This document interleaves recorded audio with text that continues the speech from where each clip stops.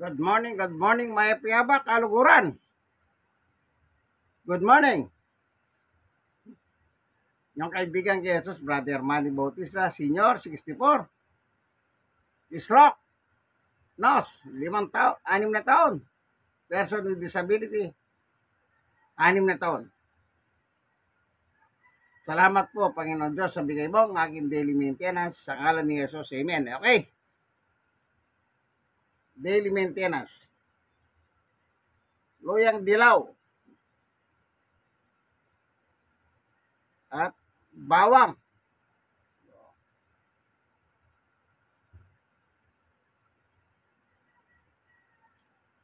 May bawang yan.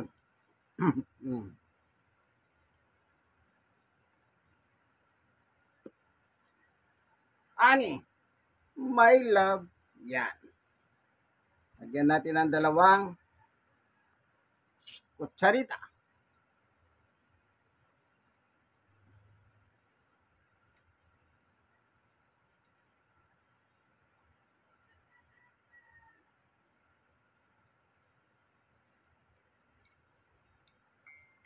Yun.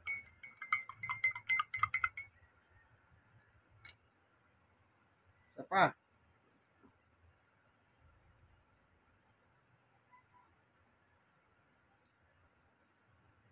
Yun.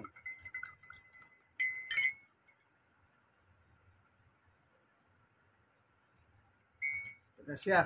Bagong kulo. Hindi natin maiinom kagad na kulo. Kaya inano ko ano. Yan.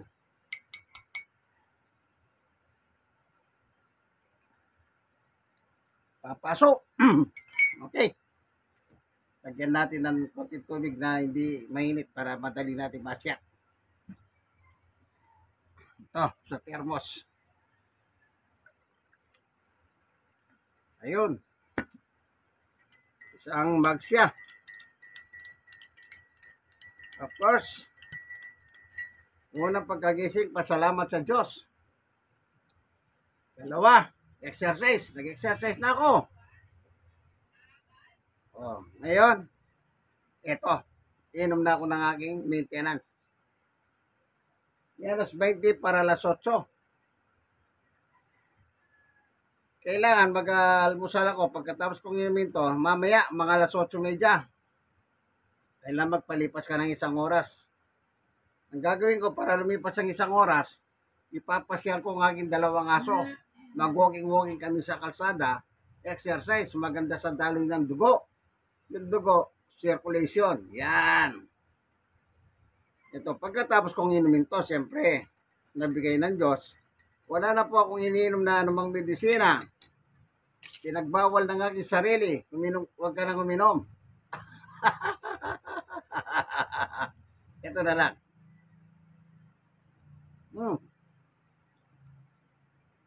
Mainit, konti-konti lang, kaibigan.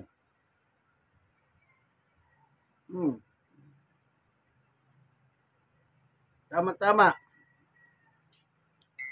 Magiging warm water siya. Di ba sinasabi naman sa umaga, uminom ka ng warm water. Kanya lang ito, luyang dilaw, bawang, at saka ani.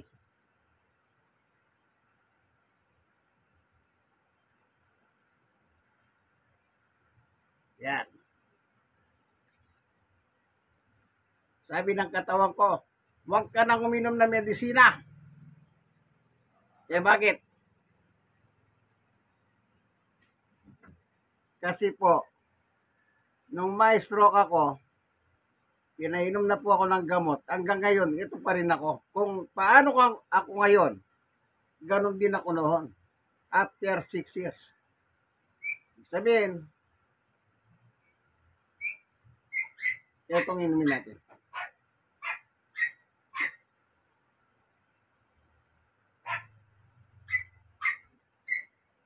Kaya sabi ko, anong ginagamot ko? The same. Yesterday, today.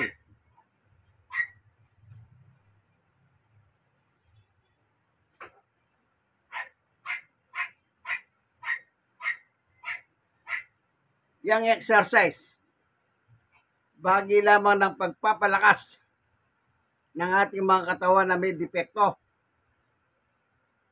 Parte yan ng pagpapalakas. Pero pag inyong papasinin, matagal na kayo nag-exercise. Yung iba dyan, may 10 taon na nag-exercise. Gawin na natin sa 10 taon. Sa tingin nyo, naka-recover kayo talaga? Alam nyo, yun nga po sinasabi ko, yung exercise, bahagi lamang ng recovery ng mga nasirang katawan. Kung ano yung nagkaroon depekto, kaya tayo nag-exercise. Pero, di ba yung normal kayo at kung may stroke kayo, after 10 years, hindi na ninyo na-meet yung dati ninyong kalusugan.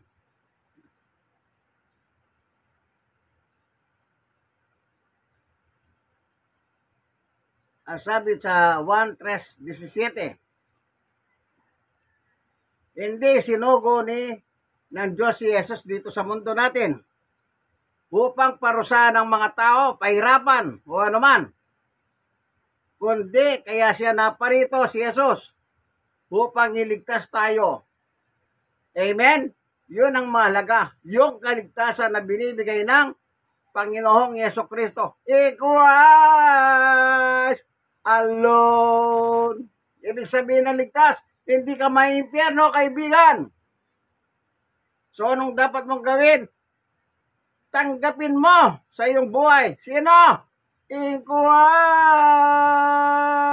alone. Tanggapin mo si Jesus. So, surrender your life kay Jesus. Sapagkat si Jesus lang ang makakatugon ng iyong pangangailangan, kaibigan. Wala nang iba. Huwag kang kukuha ng mga santo-santa, wala yan.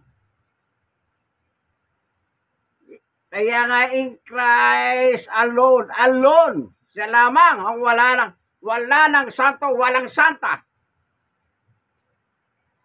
Amen tayo.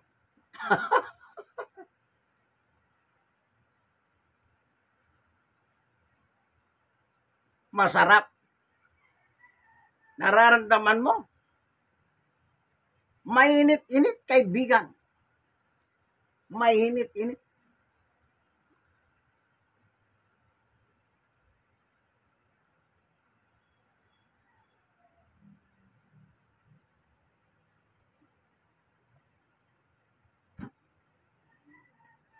Okay. So, tapos na, no? Ipapasyal ko na yung aking dalawang aso, si Summer at Winter. Lagi nyo po tatandahan, hindi po ako naninira, no? Meron sa ating noong araw, merong nagsasabi, huwag ko na sabihin ko sino, na ano na siya, recover. Alam nyo, galit na galit yung kapwa natin ni stroke. Sinasabi niya recover, pero pag makita yung video, ang sabi nila sa kanya, mayabang. Pinatanggal nila sa iba't ng mga grupo ng mga stroke. Sinasabi nila mayabang yan. Pero yung sinasabi niyo pong ito, na mayabang, nakausap ko. Sabi ko, bakit maraming galit sa'yo? Ini-encourage ko lang ang ating kapwa. Senior citizen, stroke, PWD, sabi niya.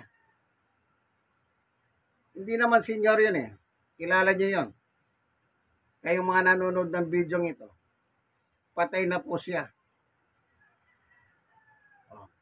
Ang sinabi niya sa akin, no, nabubuhay siya, ini-encourage ko lang sila, para pinapalakas ko lang ang loob.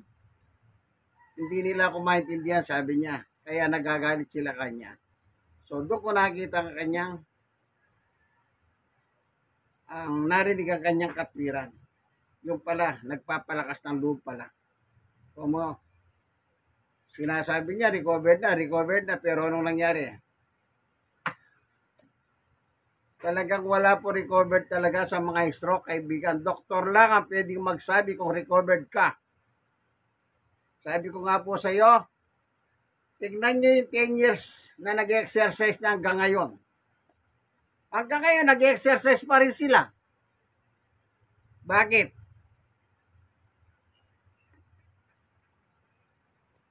Kaya nga pinapainom tayo ng doktor ng lifetime.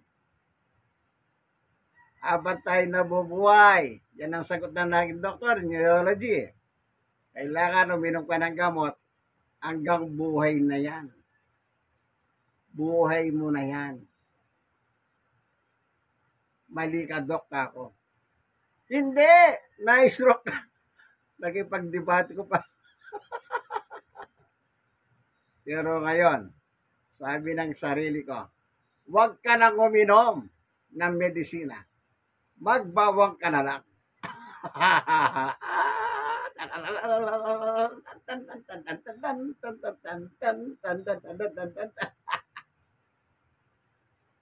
Bawang the best. Huwag niyo pong kalimutan yan. Sige po, thank you for watching. God bless us all. Yung sinasabi ko sa inyo, biblical lahat yun. Ikuas. Hello. Tinawisan na po ako kasi nag-exercise ako. Pagkatapos uminom pa ako ng warm. Bawang luyang dilaw. Charan, charan, charan, charan, charan, charan, charan, charan, charan. God bless us all. Thank you for watching. Like, share. I-share nyo po ito sa kapwa natin. Stroke, person with disability. Kayong mga nasiyara naman, i-share nyo sa iba. Ikalat nyo. Ikalat nyo. Maraming salamat po. Ililibot ko na ang aking dalawang sityo. God bless us all. Bye-bye.